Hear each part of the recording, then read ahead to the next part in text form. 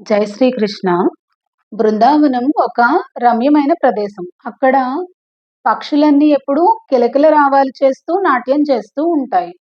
అలాగే అక్కడ ఉండే పుష్పాలు ఏవి కూడా ఎప్పటికీ వాడిపోవు. ఆనందానికి నిధి అయిన శ్రీకృష్ణుడు, బలరాముడు, అలాగే గోపబాలురు వీళ్ళంతా అక్కడ వేణువులను ఊదడానికి, బృందావనంలో గడపడానికి వెళ్తూ ఉండేవారనమాట. అక్కడ ఒకసారి బలరామకృష్ణులు, ఈ గోపులు అందరూ కలిసి ఆటలు ఆడుకోవడానికి వెళ్లారు.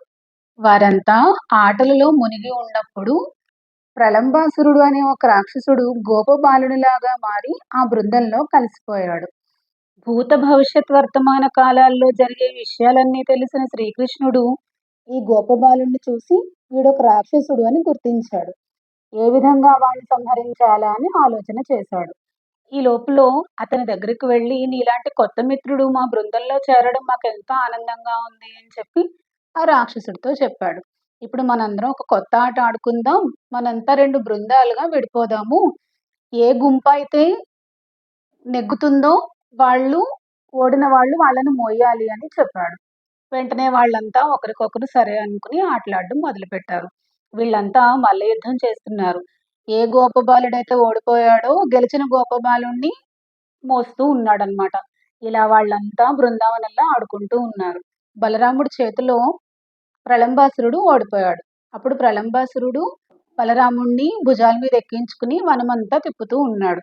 ఆ సందర్భంలో అతని యొక్క బరువుని మోయలేక ప్రలంబాసురుడు తన నిజ రూపాన్ని తెచ్చుకున్నాడు. అతను గొప్ప దానవుడు. అయినప్పటికీ కూడా అంత భూభారాన్ని మోసిన ఆదిశేషుని మోయడం ఏ రాక్షసుడికి సాధ్యమవుతుంది? కాబట్టి తన నిజ రూపాన్ని చూసిన బలరాముడు మరింత బరువు పెరగడంతో ఆ రాక్షసుడు సొమ్మసిల్లి పడిపోయి రక్తం కక్కుకుని చనిపోయాడు.